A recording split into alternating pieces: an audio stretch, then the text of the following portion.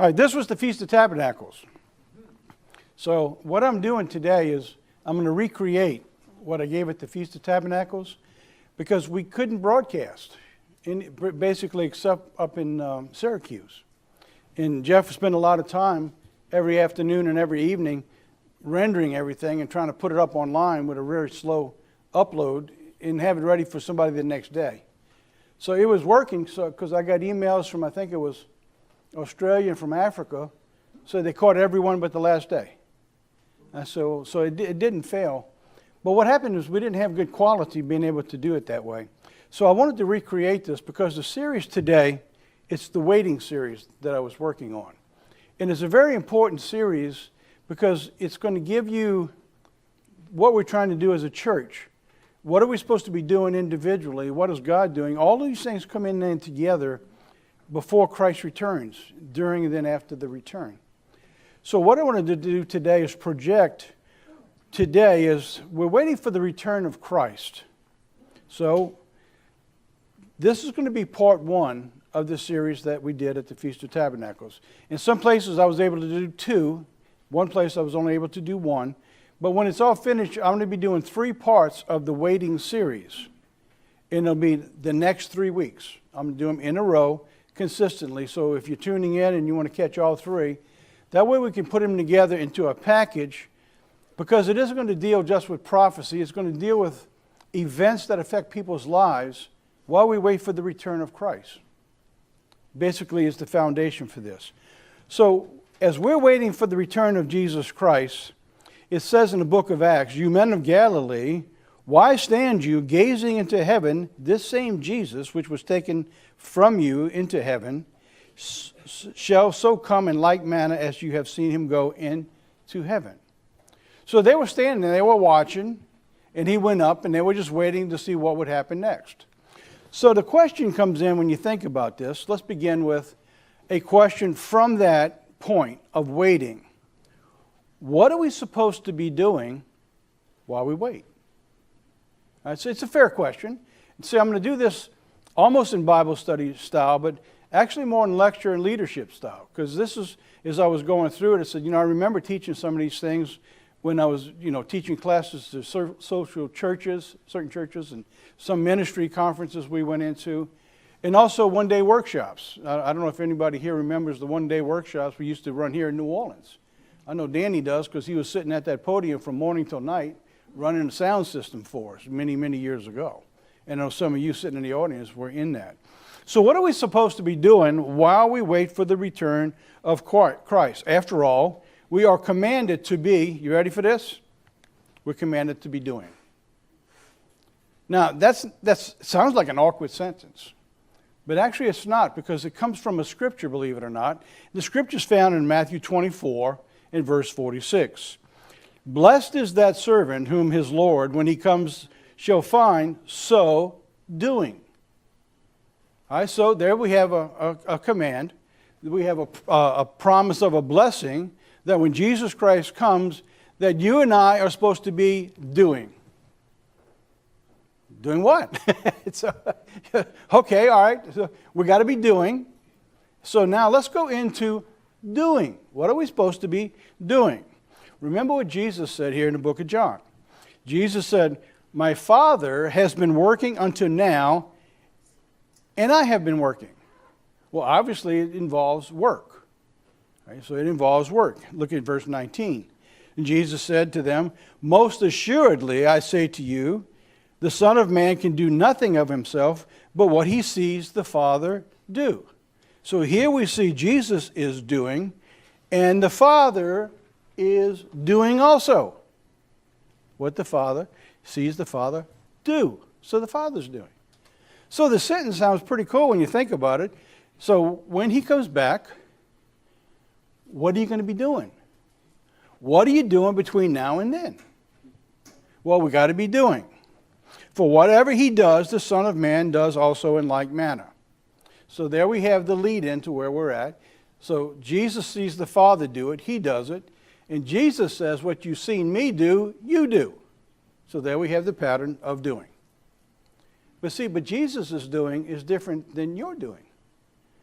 And if you don't think so, how many people here can save someone eternally? Raise your hand. No, nobody here. Online? Nobody there. So you see, everybody has a different doing as we go through this. It sounds funny, you think, well, what's your doing? And it was funny as I went around the feast, people started talking about doing. They say, hey, what you doing over there? Hey, I'm just doing now. He said, everybody talking about different doing. At the barbecue, where we had the barbecue, he says, well, I'm over here doing. I'm barbecuing. So it's kind of funny, and everybody talked about that. All right, so now it brings us to another question.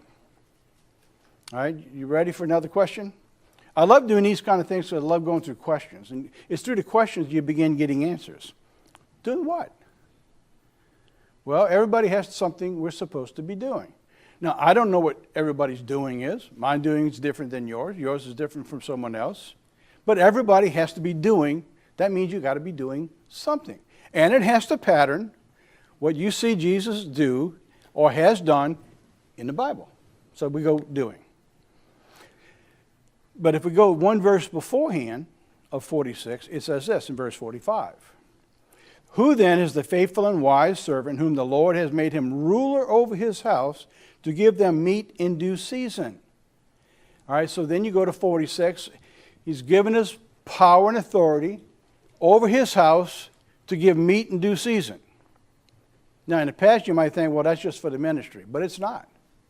Each individual who's called to the faith, to the truth, has a responsibility, and everyone's meat is different as to what they're doing.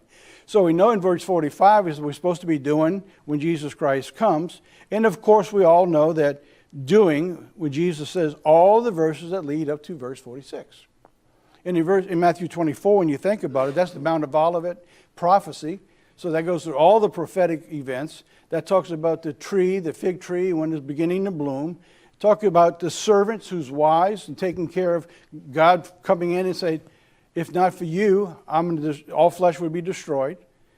So in the mix of all this doing, we find in the central point of all of that, Jesus says, if it wasn't for you doing, no flesh would be saved.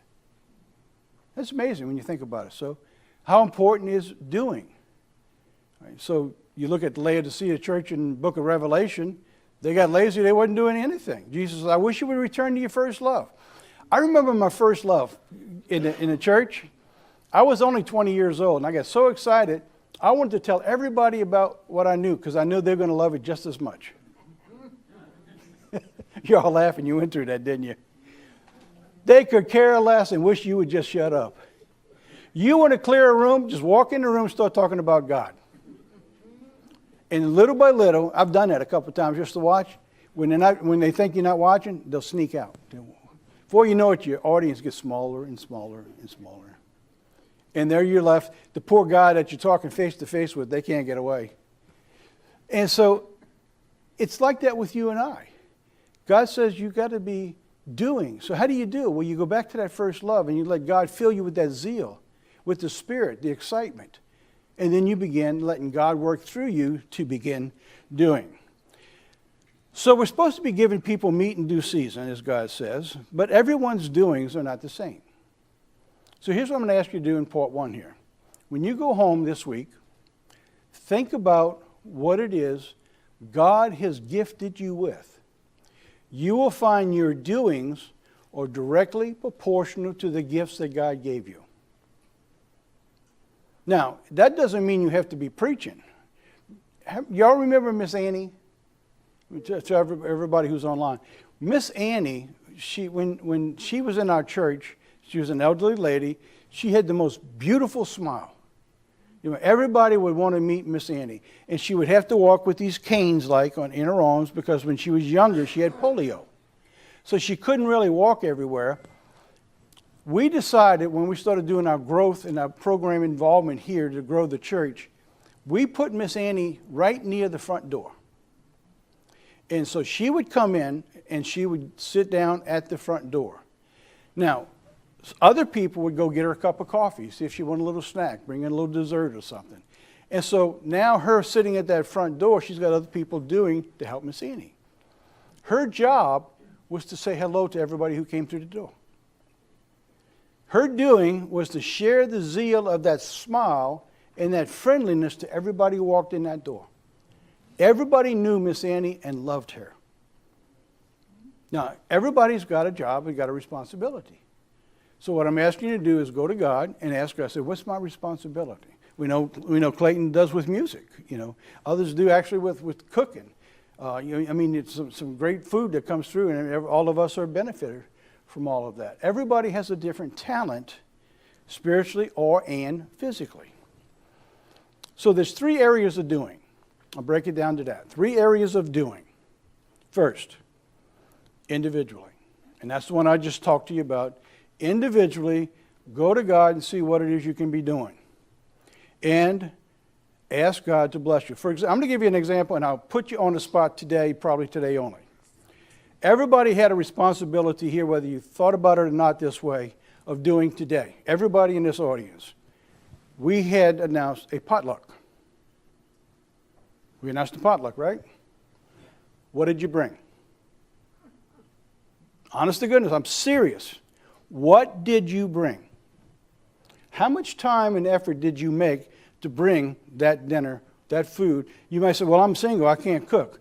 Then you can go to the store and buy a soft drink, or buy some tea, buy a loaf of bread, buy a dessert. If you consistently come to potluck and you don't bring something, you are not doing. What if we put a sign, you don't bring something, no food, no eat? I'm only putting you on the spot this one time. Now, if you think you're off the hook, you're not off the hook, because I got one more doing for potluck. How often do you get up and help clean? How often do you get up and help clean? Consistently, there's like 3 or 4 people clean up every time. The rest do nothing. Did I put you on the spot enough? And I'm not doing it on purpose to hurt anybody. What I'm trying to show you is that we take things for granted that we don't follow through with when God has given us a blessing. Like when you walk in the door and you have our own building. See, we go in, we can come in, you just sit down. Why? Because somebody was doing. Danny's got the ACs going, he's got everything cleaned up on Friday before, he's mopping floors. Everything's going through. Everybody has a doing. Find you a doing and do it to the best of your ability. And everybody will benefit. Okay, let's go on. Each of us are accountable to God. Each of us are accountable to God. That's all that was for. I wasn't trying to put anybody down, because I don't know who's bringing, who ain't bringing. And I'm glad I didn't, because that way you can't say, oh, you picked me out of the audience. No, I'm not doing that. Because you see everybody you online, if you'll meet with other people, y'all have potlucks too. All right, let's move on. Each of us are accountable. Collectively. All right, collectively, we have a job as the church. God says, I will build my church. So that means he brings us together, and the ecclesia is his church. Well, what are we supposed to be doing as a church? That's one of the things we're talking about here. And the last one is heavenly. Now, when I was putting this together the first time, I said, you know what? There's 3 specific things going on here. God's at work, and I just read you those scriptures. Jesus is at work, and he tells us, you got to go to work. All right, so I'm bringing these things out for a point, and you'll see as I go through as to why. Jesus says in John 6, I came to do the will of him who sent me. So Jesus came and he works. He said when he leaves, he says, I go back. He says, I'm going to prepare a house for you. When I come back, I'm bringing my reward, or your reward, with me when I come. So he's in heaven. He's with the Father, and he's working. He's doing the will of his Father.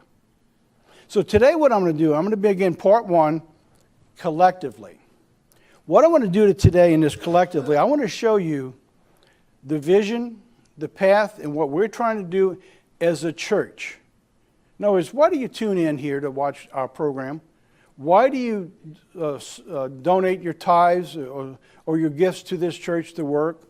Well, we have a responsibility to you. We have a responsibility to God. So what I want to do today, I want to show you something that I believe is so unique and so excited that when I brought it out last year, I didn't do a very good job of explaining what it was that we're going to do. I'm going to try to do that a little better today. So today in part 1, we're going to do collectively. Part 2, I'm going to do heavenly, and I'm saving individually for last, because that might take 2 programs to do individually, because there's a lot there, because I'd like to get into more leadership. One of the things I was blessed to see as I traveled at all the different feast sites today, we had a lot of individual groups meeting with us and individual leaders, and some of them asked, can you come talk to us, during the year? And so it looks like maybe I may have to travel a little more this year. And involved with some of that, you come across leadership and you come across education and training and how to help make a congregation more productive and blessed and happy, basically, as you go through things. So I'm saving that one for last. Collectively.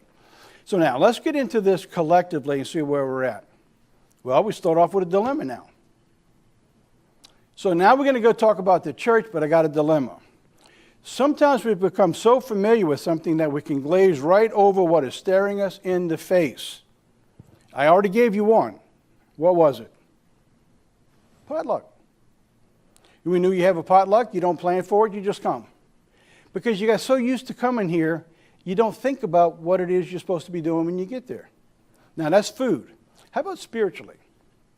When you come here on Sabbath day, how much time did you go before God in prayer so that you can bring your, as Clayton says, joy, your excitement, your zeal? How much do you bring to that audience and that people who are there to say, you know what, I really feel good. I got to meet with so-and-so and I talked to them today. They made me feel good. I didn't really feel like going to church. I didn't feel good. But after I got there, I talked to so-and-so and you know what, I feel better. I'm glad I came today. You see, you can add something to a person's life at church without ever knowing it. But you have to pray that God gives you the Spirit to do it as you go through things. So I'm going to give you 2 examples. I use these at the feast. I use them now, but I'll shorten the version of it. When I was teaching scuba, I went through all my training. We had a real thick manual of stuff that I would go through. In each area of physics and the hyperbaric chamber operation, decompression, the pressures, all these things that involve how you save a person's life when you bring them out into an open water dive, 30, 60, 90, 150 feet deep. And so you go through these things and you go through page by page. And when I began going through all of this, I made sure I covered all the specifics. You can add a little bit, but you had to hit the most part of it. Well, one of my kid brothers was working with me, Dan. He's been here at least a couple times. He used to work with me as a dive master for me and help with the students when I take them offshore and in classes. Well, he got busy in school and he come back about a year or so later and he says, I seem to remember you teaching a whole lot more than you're teaching now. And I said, well, my first reaction is, no, I don't think so. He said, I think you were. So I had gotten away from my day-by-day notes, the specifics. I hit the things I had to hit, but I didn't give them all the depth of what I needed to give them that would reinforce what I was telling them. So I went back into my notes and said, you know what, he was right. What happened was I became so familiar that I just took things for granted. In your calling in salvation, you can do that, whether you realize it or not. You can become so familiar with the subject that you're no longer going to God to reinforce what you know. You use your own momentum to carry you. And that's dangerous. Because remember when someone touched Jesus' hem of his garment? He said, I felt my virtue drained. So that means if you're not going to God to reinforce the Spirit He's put in you, and you're just putting it out, your virtue is being drained whether you realize it or not. That leaves you vulnerable because now you're working on your own momentum, not the Spirit that God puts in you. And that is really a risk that many people who are new in the faith, they get so excited, they just go on momentum and they forget to go back to the Bible. The prayer time becomes less, and so you see less and less and less. The second was in losing my Bible. And you've heard me talk about this because this was traumatic for me. When our girls were little, I remember putting them in car seats. We were still across the river, and Mardi Gras was coming. We had to get out of the area. I set my briefcase down. I put them in the seat, strapped them in, and we took off. I forgot to pick up my briefcase and put it back in the car. When I got home, we started unloading this. The briefcase wasn't there, and I realized what I did. I panicked. I drove back across the river into all that traffic and all those people, knowing it wasn't going to be there. Sure enough, it wasn't there. I had used that Bible for so long, I had it so marked up that, and you do that. You got Bibles, you got them marked up. I mean, we all do that. There's nothing wrong with that. But here's the problem with that sometimes. Your eyes fall on what you have marked. You miss the scriptures before and after sometimes when you go to that page. That's what happened to me. So I had to start from scratch. I had to go back and reread it. And it was the most exciting, refreshing thing I think I've ever done. That was after about 3 or 4 days of depression, though. I'm like, what am I going to do? I spent so much time, my Bible was gone. It's like, you know what I had to do? I had to go back to God. I had to go back to God to give me knowledge to be able to go back and start over and mark it up. And when I did that, I realized what I was missing. I had locked myself into what I knew, and I didn't allow God to give me more. And that's what we do when we begin taking things for granted. So when we search the scriptures, we find that throughout the Bible, God hands out various and often specific responsibilities of doing. So now we want to do that with the church. But here's something we can all agree to. We must be doing. All right, so I think everybody can agree to that. We must be doing. Here's the problem again. There isn't one right or wrong way of doing. And the Bible will show you that. There's all kind of different ways. Well, I guess you could say there's many ways of doing it wrong. But it's not just one. There's many ways you can do it. It's not just one. There's no one size fits all in God's calling. And what a blessing. We're all different. God calls each of us unique. You're one of a kind in God's eyes, in God's plan. 1 Corinthians 12 says this. There are differences in gifts, but the same Spirit. There are differences of administration, but the same Lord. There are differences of operation, but the same God which works in all. But manifest of the Spirit is given to each and every man to profit all. All right, so there they are. One thing we know is that everybody has a gift. Now, I remember teaching classes, and a person says, well, I don't have any gifts. Well, yes, you do. If you've been called and you've been baptized, what's the one gift God says He gave you at the beginning? The gift of the Holy Spirit. So nobody who's in the church who's been baptized can say you have no gifts because you've just denied what God said He gave you. All right? So you got a gift. Now here's the problem with that one. Once you have the Spirit of God, the Bible says with Him you can do all things. So now you've just opened yourself up because you've got the Spirit of God that you can do everything He wants you to do. So nobody can say, I don't have the gift. Isn't that great how that works? So now not only you're not off the hook for potluck, now you got to go do everything. Aren't you glad you came today? That's what I love about teaching classes, because you see it's not as rigid and not as refined as a sermon where you're hard hit. And I love doing these. And I know in the last couple of years I've been just kind of locked into doing timelines and prophecy and end time and warnings.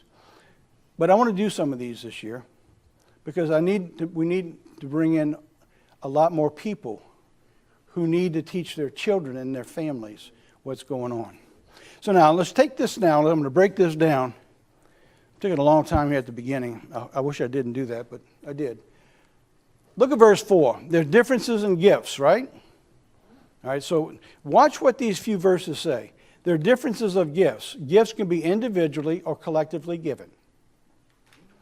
All right. 2, there are differences of administrations. That means all the different churches of God, when you go to one church and there's another, they don't always do exactly the same thing. Well, the Bible allows for that.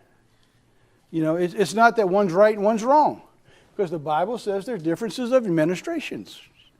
We're talking about in the Bible, in the church. A church needs to be commissioned. Not all will operate the same. All right, so not all will operate the same. Diversities of operations. Not only do they have different administrations, they operate differently.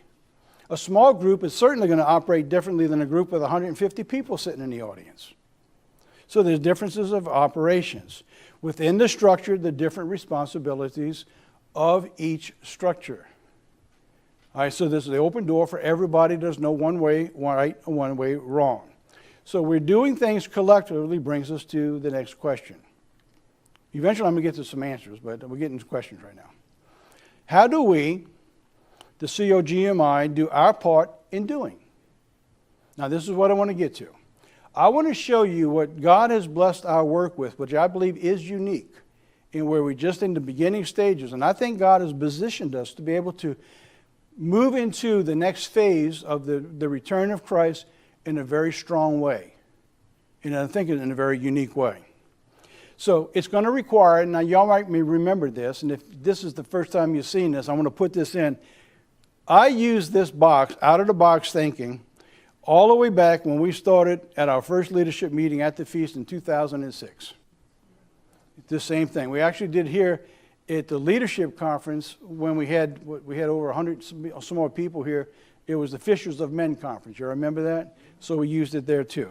So here's what you got, and if you're at home, you can just go back and you can put you down 9 dots. And here's what you're going to do.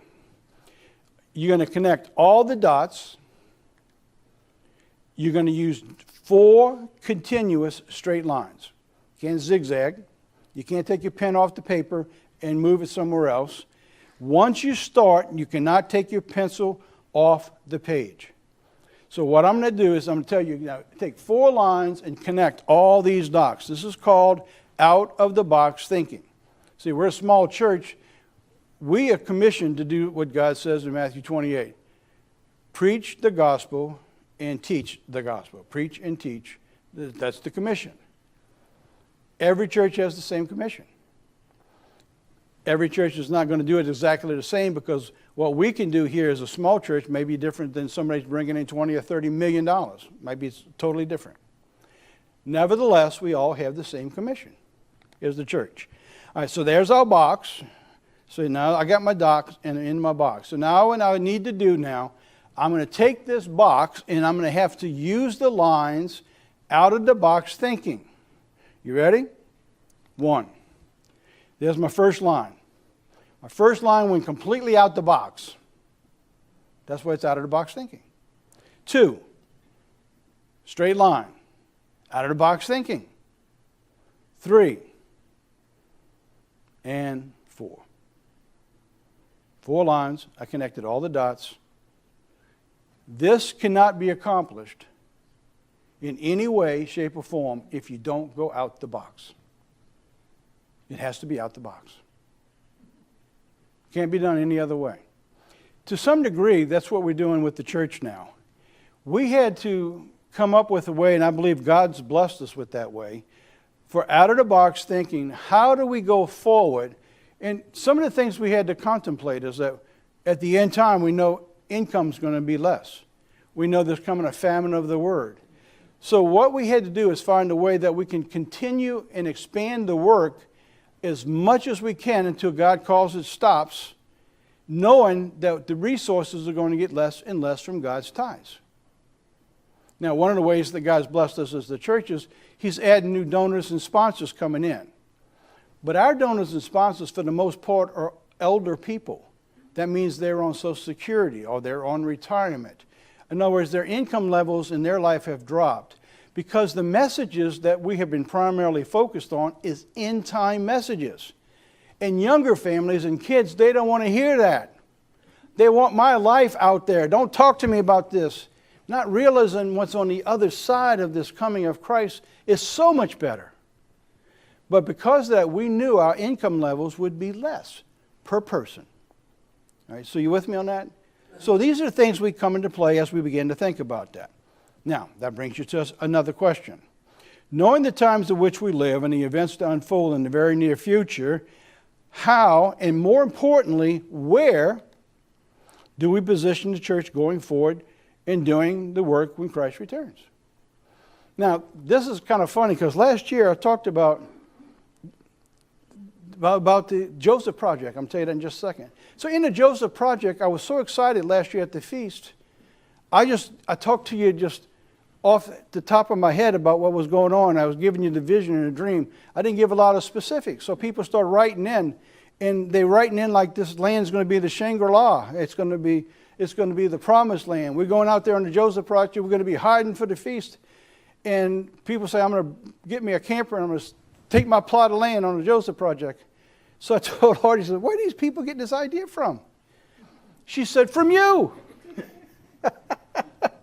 I said, from me? Well, I realized as I went forward, I was giving you a vision post-startup of what we're trying to get accomplished. I never meant that we're going to go out there to hide in the time of the tribulation and it's going to be our place of safety. That was never intended. But as I look back, I said, well, kind of sounded like it. And when I went back, yeah, some of you laughed and you said, yeah, just what it sounded like to me. So today what I'm going to do is try to make up for some of that and show you exactly what it was. Because last year was so exciting because it was in a visionary stage. And I talked about the different stages we had to go through. So now we're coming close to the end of the first stage. And I'm going to show you what God has given to us, how it works, and how we move forward from here. So let's go through and let's go into that. So where do we start when we started going to do this? You always start with this: solid biblical understanding as your foundation to build upon. Everything you do in your life, personally, or the church, we do this with News Nuggets and Insights, and our team will tell you, when they bring up a story, I ask, well, how does that fit into the Bible? If we can't fit it into Scripture, if it's not part of God's work, if it's just political, because there's enough political out there, if it's just that, then we can't use it. It has to fit within the structure of what God gave us. It's got to fit within the biblical foundation. So let me bring out two specific points only, because there's many of them, and I could spend a whole day on this. So here's the two specific points we went through. To understand end-time conditions, we knew if we were to continue to do the work, we needed to be outside the city. That much I understood right from the beginning because the Bible shows that. So that created a problem for New Orleans. New Orleans thought, I'm selling our building. Well, I tell you, I don't own this building. The church does. I'm not selling your building. Some of the ministry asked me, are you leaving and abandoning New Orleans? I said, no, I mean, it's only an hour away from here. What are you talking about, abandoning New Orleans? Because I wasn't clear enough in the vision of what I felt God had given us. Even though we went to the ministry and they approved it, it still wasn't clear to everybody. So two. The second point, and this is unique for our church and the end time. This is the second thing that I understood that had to be done. To fulfill the commission, the end time church would be called on not only to serve the spiritual needs of the work, which is you. Jesus said, I must work the works. That's what it's written in King James. That means I must serve the needs of the people. So not only do we know that we had to do this, that is always understood. That never leaves. That is always the top, caring for the people. If you get away from that, you have lost the focus of what Jesus gave you to start with. But this is second. The second is for an end-time work. Here's the second. There would also be the physical needs of the church at the time just before Jesus' return. We know what's going to happen. We know people are not prepared. We know the innumerable multitude that's coming out. I don't yet know how this is going to fit and work, but I do know one thing. It is coming. When you read the Bible in the end time, you know it's coming. There's no getting around what's coming. So how do we fit in to do this is the primary observation of what I went through. We started with this. The concept, we called it the Joseph Project. This is from last year. Last year at the feast, we brought you the beauty of what God had blessed us to obtain.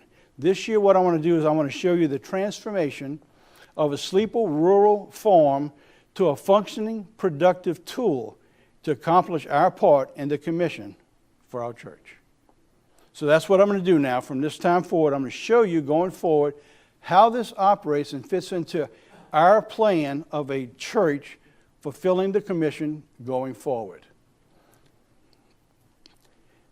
The Joseph Project, this is the most unique thing that I think all the churches I've been involved with, and I've been in the church since 1971, is self-supporting and income revenue producing. You ready? Self-supporting and income revenue producing. I remember going to Ted Armstrong when he said, you know, he used to hate these Monday morning board meetings with his dad. Every time he turned around, there was a new problem at the headquarters. They need money. In the bigger churches, every time they wanted to expand, we got a new TV station. We're going to go on. Everybody, yay! We're building a new headquarters. Yay! We got a new studio. Yay! So what's the next thing that follows? So you have to come up with more money. That's the way it worked, right?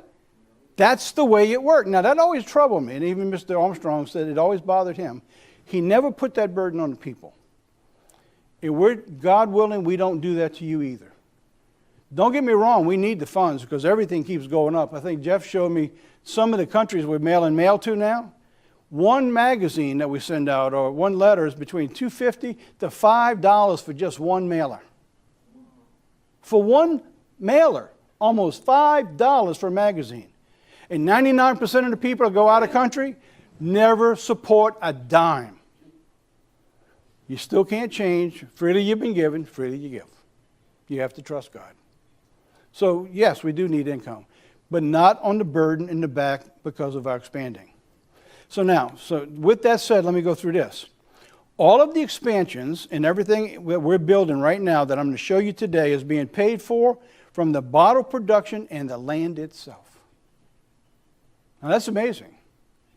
Your tithes are not going to the Joseph Project. The money you send in for the work, it continues to go right back out to produce the commission. It doesn't go into rent. It doesn't go into insurance. The COGMI has never paid one dime electric bill. The Church of New Orleans has paid this bill, the local church. From the day it started to this day, pays the bill. Amazing, but that's true. So now, watch this. Bottle production and hay. That's the two things we got going on right now. Going forward, we don't know where God's going to lead us, but I introduced a couple things at the feast. I talked about honey. We can get bees out there. We can get honey. Or I talked to you about fish. We got 3 ponds in a row. We can start raising some fish.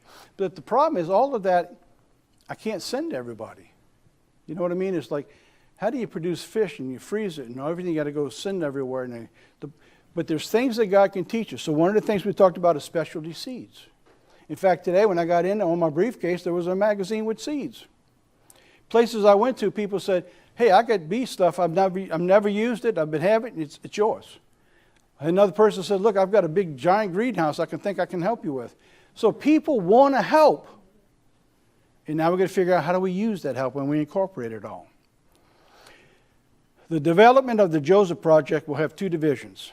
The physical division, which includes the upkeep of the grounds, the bottle production plant, the expansion and future development of the grounds itself. The list of the possibilities we've been discussing are quite expansive and could go on and on and on. And God willing, we'll explore all of those. Chuck Baker is going to be in charge of the physical division of keeping the grounds and the operation go. Pretty much every night he calls me and updates me on where we're at and what we're doing. Almost every night. In fact, it's got to where we don't call now, it feels strange. And sometimes we talk 10 minutes, sometimes we talk an hour and a half to 2 hours going through some things. It isn't making the wives happy altogether. But anyway, we're going through because right now we're in the middle of growing. The spiritual division, which is laid upon my shoulders, which includes the spiritual expansion and the future needs of our church. First thing we're doing and we're going to focus on is news, nuggets, and insights. The bottle production, as you'll see, is the engine for the physical. News, nuggets, and insights is our engine for the spiritual. The news, nuggets, and insights has filled the need that has always been the way God grew the church from the days of worldwide till today. Is you always want to put people into the church, but you see, you can't do that. I can't go out there and put anybody into the church. God says that's his job. God says one plants, one waters. He says, I bring the increase. So what happens is you have to develop a program that God has blessed or commissioned to make it successful. So from that, God brings the people to the program. From the program, it introduces them to God, and when he's ready, he brings them to your church.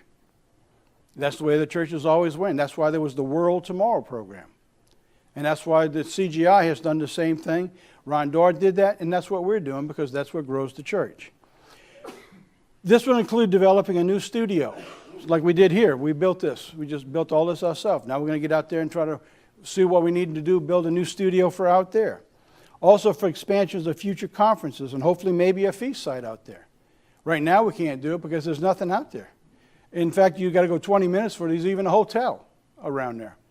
So there's no way to do that right now. We're hoping to do midweek updates of news nuggets and insights. Maybe we'll do podcasts. Once everything's in one spot and we're all together, with the team that we're working with, we could do it at will, basically, as we need to grow the work of God. Now, let's go back to the self-supporting. Jesus said, the harvest is truly plenteous, but the laborers are few. Now, we've never had enough money to hire people. You know, we've had basically myself part-time and Audrey part-time and then Jeff. But everybody else is volunteer. All our ministry out in the fields volunteer. Well, with the Joseph Project now, is our first year that allows us to do this. We've hired 5 people in 1 year. 2 part-time employees and 3 full-time employees. And all the adding, the labor, the cost, the payroll, never came out of the church. The church gave us a sponsorship of a startup for the Joseph Project, which is being rerouted right back to the church now. We're hoping to have it done right about I was hoping to have about the first of the year, be right after the first of the year, is that your money is not going to that. All the payroll is coming from the Joseph Project. It allows us to expand the workshop to handle the bottle production. It's allowed us to build and complete the exterior of the brand new multiplex building that I'm going to show you in a few minutes, and begin the development for expanding the new studio for News Nuggets and Insights. Again, all self-supported, not coming from the church. Now, this is really important, how it's all paid for. The income for the laborers, the expansion, and the production comes from the Joseph Project itself. Your tithes continues to go to the work and the commission of Jesus Christ. I don't know how you feel about that, but without God bringing us to that property that had the space that was available and the way to get that done. In fact, when we closed on the sale, it was in November, this month, a year ago. I think it was November 17th, if I'm not mistaken. The close of that sale added to the value of the church's assets 75%. It grew up by 75%, how much God gave us the blessing of the land itself. Now, if you haven't seen this yet, now you might have already seen this, so just bear with me as I go through this. That was the main house that was on the property that was out there. So if you get a little closer, the property itself is 94 acres, and that building is 4,400 square feet of guest office and meetings right now, and I'm going to show you to it in just a second. I'm going to give you a few angles that you're looking at. So this is one angle looking from one side of the property. By the way, it runs from one corner to the end of the property 3/4 of a mile. Give you how far and how much space there is. It's hard to see from looking at these pictures how massive it is and the depth of the land and how it flows that's out there. This is a 24 by 24 hard shell greenhouse to be able to start seedlings and begin our rootings for what we need. It's got a French drain in the middle, so we can go in there with hoses, hose everything down, and runs right to the middle and runs out the building. And it's got curtains that can run down to lay shade in when you need it for the sun if it's too hot in the summertime. So it's a hard shell greenhouse, that alone is worth a lot of money. So here's a higher view of the land, looking down. You get to see a couple of the ponds. You see the house, and then you got the greenhouse. And way over in the corner over there is the workshop. That's the engine. That's where the engine exactly is. So now you see in this picture here, I got a star put up there. You'll see where that star is at. I'll come back to that in just a minute because that's where, in this picture, that's where we put the building. We put up a new building so we can begin with the work with the church, right in that spot. And I'm going to come back to that a little bit later, just not too much later because I still got about 20 minutes. Here's one of the ponds that's out there. This is the bigger pond. And the water's fairly clear. That's got some spring fed to it because it never dried out. This is the second pond. It looks black, but that water's clear. And it looks, from the angle that's into it, it's got a dark bottom to it. I guess they put something to make sure the water doesn't run out, but that water's clear in that secondary pond. There's ponds you can't see way over here behind this tree line, because from that tree line, it goes over another 24 acres. And on that side, there's 3 more ponds that are in tiers going down. That's on the other side. That's out there. Now, let's quickly go through this. This is from the interior of the house. We've been using it for the administration, for offices, and partially for a home. Actually, that's where the Baker family lives right now. They live out there. Their house hasn't been ready. They was able to obtain a house right around the block on another corner, another road, minutes off where the headquarters is right here. But until that was ready, they've been staying right here. All I asked them to do for me was save me 1 bedroom in the office. And I go out there once or twice a week and take care of what I got to do to come back and forth. And so that's been working out. We're using it for meetings right now, for the home, and some of you have been out there for the open house, when we did the open house. And we used it for guest quarters, when we had people bringing stuff and equipment in. There's a shot from the office. There's an office dead center looking out. So it don't even look like a home. It more looks like a resort, you might say. And that middle thing, that's the actual working fireplace that's in it. And I've been up there one night. Chuck had the fire going. It was pretty cool. I didn't fool with it. I don't know much about fireplaces. I was afraid of burning it down. But I went up there and said, "Oh, you got it working?" He goes, "Oh, yeah, nothing to it." So in the back, you see, there's the office in the middle where you see it. So on one side of it. There's, again, from that office looking out. And this is upstairs looking down. And you can see that it overlooks the whole beauty of the property itself. So when they designed it really, really well. And it's really well insulated. I was shocked how much. There's the kitchen. It's a very large kitchen, so a lot of people can get in there and work. There's a close-up of the kitchen. And if you're catching this online, you can always back it up on the tape. I'm just trying to get through so I don't spend all your day into this, of what we're doing, because I want to get into the nuts and bolts of where we're at. This is the workshop. All right, this is a 32 by 96 workshop and where it at. And this is what I've called the engine. This is where we've put almost all our efforts and work into this and that one building that we put up. This has been transformed into the engine of the Joseph Project, making the transformation of what we need to do possible. See, without funds, it's impossible to do this. When we started, we knew that the cost to make all this done was going to be hundreds of thousands of dollars. We don't take in that kind of money for a church. So there had to be a way that God provided for us if we're going to expand to do this. There had to be a way to get it done. And God's blessed us through the Joseph Project to do it. So going through now, what I didn't know when we bought it, I didn't even know until after we bought it, is that I went through this whole thing, but right up here in this corner, that's the second story up there. That whole floor is complete second story for storage. So we're storing boxes and bottles and all kinds of stuff up there now for it. That just added another, 1,000 square feet, 1,200 square feet that we didn't even know we had when we got the property. So now we're taking this sleepy little workshop now from a rural farm barn, so to speak. You'll see that they had dirt floor and gravel in it, and they had, it was just a sleepy little barn, and we're making the transformations into it. So we began by expanding it because we're producing so many bottles now that we had nowhere to put them till we shipped them out.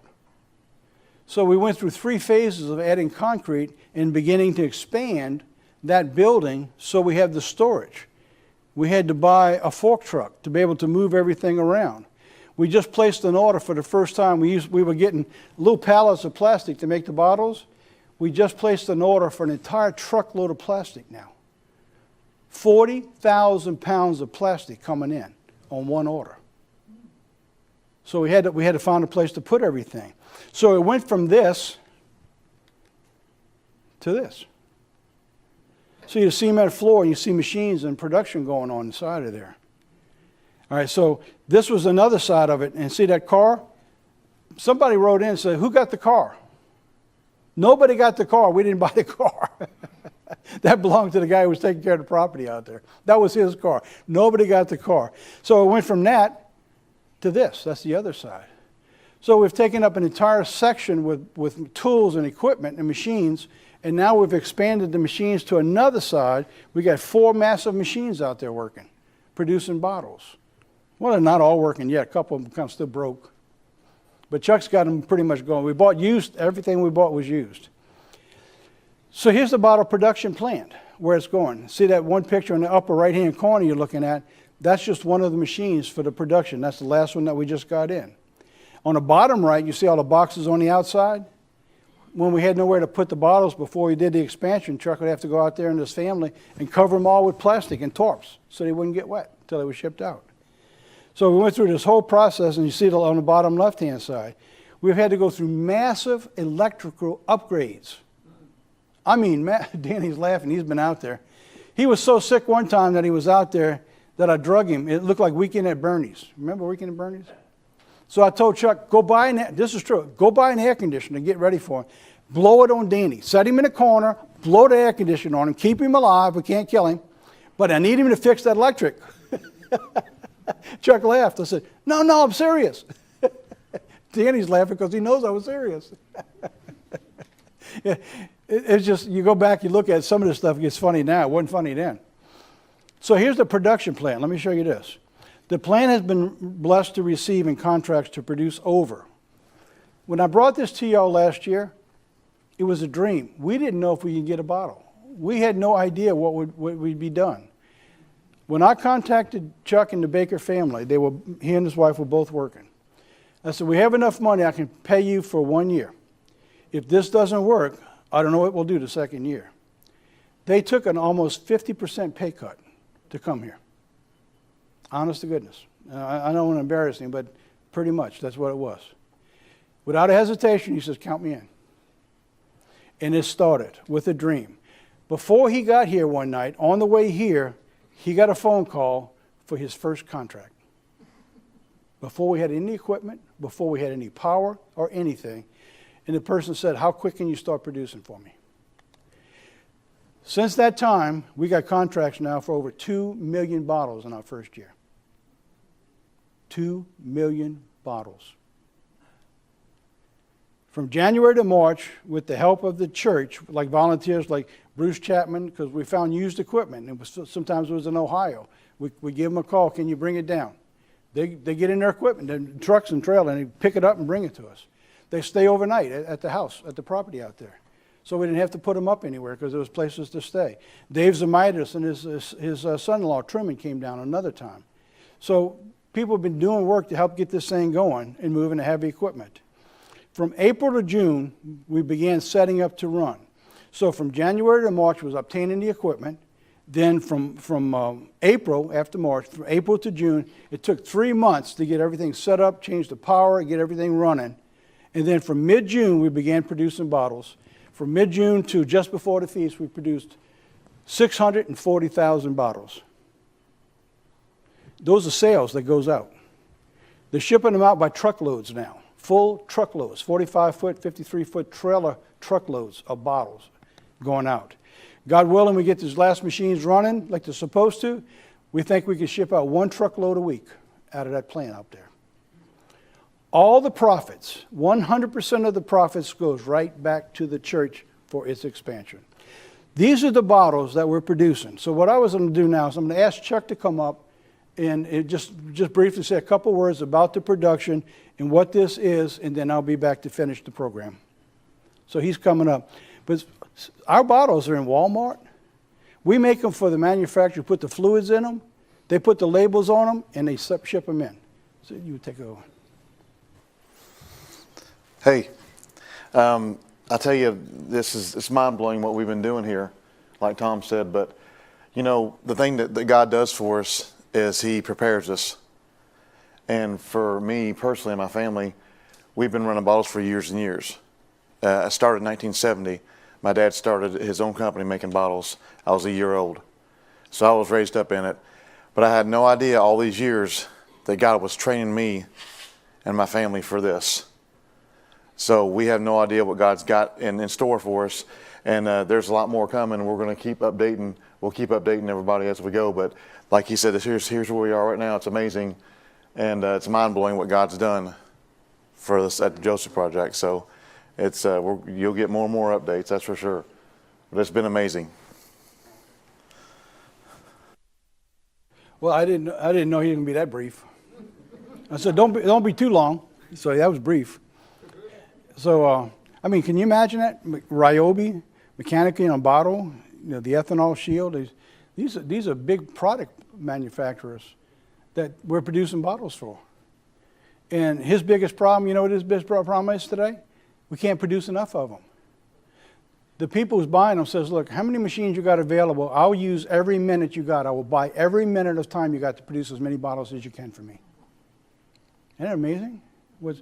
So what God has done there is he's given us the engine to build the church. So in addition to the tithes that come in, and I believe we have effectively used God's tithes the way they should be used to produce the work and serve the needs of God's people. Now he's given us an engine to produce a growth of a church that was never possible in all the years we've been operating into it. So here's the building. This is where, remember I told you where, I'm going to show you where the building's going up? Well, use of another word, I'm just calling it a multiplex because I don't know what we're all going to use it for yet. But we started going up with that building. It's 50 by 100 feet. We'll have two bathrooms, two stall bathrooms in it, plus the kitchen that's into it. The first thing goes in is the studio that we'll be working with. So we've been building on it, and now it goes up piece by piece. Went through week by week, and this truck's showing to give you an idea of its size. 18-foot walls, 24-foot center. It's massive that's going out there. We're going to have a part where all the rooms and the offices are. We're hoping to have upstairs. We're hoping to put rooms in, a bathroom and shower stalls upstairs at some point.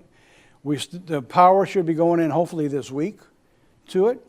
And then we'll run the water to it. And I'll show you the building that goes up in just a second. We were blessed to be able to put the insulation on the walls and the ceiling before it went up. It's well insulated as we went in to save the church money. And there's the finished building. Kind of looks like the building you see in the Old Testament, remember? Just old square building. Now, this building, we're going to be adding overheads coming out, like you'll see with, you come underneath with carport. That's coming next. We negotiated discounts between the builders, the concrete, the manufacturer of about $37,000. So we had to go up with it and seal it. We went up, we sealed it, and as we get money after the first of the year, between January and March, we'll be going in with the air conditioning, the heating system, and all that, God willing, we get all that done coming in. The goal was, when I talked about last year, was like people coming out, if they lived in the area, they can come out on property, we can sit down and have coffee together and be able to talk about and then go out and do some work. This side of the property, we want to put in the windows from the building. We want to be able to have tables out there, have an overhead. It overlooks the grounds. It overlooks the ponds, be able to do that. So we're trying to create it in such a way that's going to add a lot more beauty. And there's something else that you see in this picture is this, hay bales. When this picture was taken, that was our hay cutting this year, our first hay cutting. And so we got the hay cutting out, and all the hay's gone. We sold it. And within the next week or two, we'll have a second hay cutting. So we'll be going through the second hay cutting as we're going through it. I've got like 5 minutes, so I'm going to take a couple more minutes just to elaborate on something. When this went out, you see that tractor? We didn't have anything to run this place. When we bought it, if we didn't have all the equipment, we couldn't make any of this work. But the people were selling it through an estate sale. And so all the stuff on the place had to be sold. We didn't have much money left. I'll tell you it is, we offered $15,000 for everything. For everything. That was a six-wheel gator, this tractor, all the implements comes with it, a whole household of furniture, all the tool, every drawer had something in it that was there, pots and silverware. The workshop had tens of thousands of dollars worth of tools alone in the workshop. It had an office over there. It had a computer. All of these things. So we didn't know what to do, but we needed it. So we prayed about it and prayed about it. And so about a month before it was about to go to close, he either had to make a decision and get rid of it or something else. So here's where God led us to. Is we told that guy is that we need everything you got. I mean, everything. We don't have anything. But we don't have enough money for everything. And I said, listen, I'm not trying to insult you, because I went through and a rough estimate just the furniture for the house, and I come up with like $20,000, $30,000 just for used stuff, because that's a big house. The shop, who knows how much money was over there. That tractor, why I'm telling you this, we looked around on the tractor, we found two of them, $11,000 and $9,000 in working condition. So the tractor was worth $9,000 to $11,000.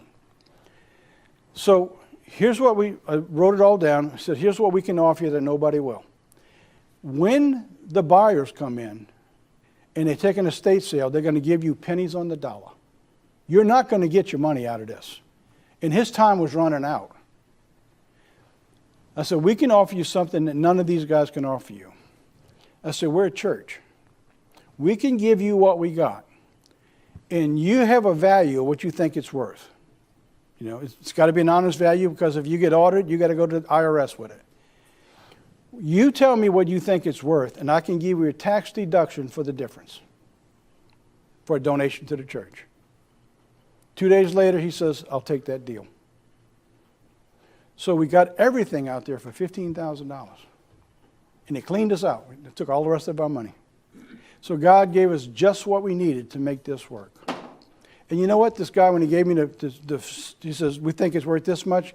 Give me two of them, one for me, one for my sister. You know what? He didn't even ask half of what I thought it was worth. He ran an honest deal. And I was so amazed for what he did. And God gave us everything we needed to make it work on that property. Now, just quickly go through this. This is the last thing. I'm not going into the timeline, so don't panic. I want to show you something, how things work out. You've heard me say that it feels like we're paralleling understanding from the Old Testament for our church. So now watch this. This is from the lean years, all right? Here's the years of the last 7 years we've been talking about. This is the period of time with Jacob when he finally moves to the property. So you remember the first 2 years before Jacob is in Egypt, the second 2 years Jacob moved to Israel, and the last 3 years, last 5 years you begin in a famine, and just like the time frame we're in today. So the food getting shorter, remember, and prices getting higher. The third year, livestock and a way to make a living was going through it. The fourth year, people sold the lands. The last 3 years was Pharaoh owned everything. Pharaoh owned everything the last 3 years. Kind of like at the end time, we get the tribulation and the rise of the beast and all that taking place, right? When I looked at this, there was something that just kind of jumped out at me, is that in the third year, they began bringing livestock to Joseph. Bringing livestock because they had no way to feed them. They had no money to buy food, so they gave them their livestock. So, and we all understand that they were an agrarian society. So what we didn't plan for, and this was the blessing, I said, this is going to blow you away, and it did me because I didn't plan any of this. We were blessed to receive a special tithe. Last year, around December and January, we got a donation from a cattle farmer. And I never met the gentleman before. And I thought that was pretty interesting. Wow, it's from a cattle farm. So I said, I'm going to have to get to meet this guy, so maybe if we ever get cattle one day, he could tell us how to do it. Well, here's what happened. He decided this year to give us 10 cows. 10 black Angus cows. So he called me up. He says, I hear you got about 24 acres is fenced and cross-fenced. I said, yes, sir. He said, well, what I've been doing, he says, I raise cows. He's got 100 mamas, I think he says. I get about 100 calves every year. Instead of selling the calves and giving you a tithe, I'm just going to give you the calves as the tithe. So I get about 100 calves. I'm going to give you a tithe of them. I'm going to send you my cows. He said, how's that sound? You know, well, I was kind of speechless. I said, you really? He said, yeah. He said, they're black Angus. They're beautiful cows. And so this is what he's going to send us. He sent us 10 black Angus calves. They just got weaned. And I'm going to tell you about this one with the little white head in just a second. That's actually a black Angus that's there. We're going to receive those. I got word from him yesterday, this month on the 14th. We closed on this property on the 17th of last November. just under our first year, within that third year, we're getting the cows coming. Isn't that amazing? Everything you're seeing is all taking place within less than a year. Less than a year. From a vision to a concept to a development. There's one of the mama cows, and see that little white calf there. He said that's called a black baldy. It's got Hereford in him. He said when you get a black baldy, what that does, it kind of mellows out your cows. It keeps them gentle and keeps them manageable and tame. He says, I'm going to send you a black baldy. This is about 13 to 14 cows. He said, out of those, I will pick 10, and I'm going to send down to you all. So this month, we get calves. So we've been out there getting the fields ready. We got to make sure we get the water. We had to run some fence line. And God willing, we'll start the cows. Next year, we get a bull. By the third year, we have more calves, God willing. Isn't that amazing? The point of this is it's paralleling understanding what I was reading in the Bible. We didn't anticipate this. We had no idea that this was going to happen. I never met this gentleman before. He doesn't want me to mention who he is. He said, I want this to be anonymous. But that's what we've got, and that's what we've been getting. Now, let's wrap it up to close. The Joseph Project. Here's the unique qualities to summarize. I got pretty close to an hour. God has positioned the COGMI in a unique way and has given us a powerful opportunity for development for future projects that will serve the brethren when times get tough. And here's the motto of what we use in the biblical point that we write underneath the Joseph Project, Genesis 45, verse 7. It is the commission, it is part of the work that all of us are a part of in your calling to God. It says this, and God sent me before you to preserve you a posterity in the earth and to save your lives by a great deliverance. That is the calling that God has given to his church. To save the posterity, your heritage, your future, your direction, and to point out to save your lives by a great deliverance, Jesus Christ, to return back to this earth. And that, in summation, is the Joseph Project that I did such a lousy job of explaining last year. Next week, I'm going to do part 2 of waiting. Be sure you tune in and be back for part 2.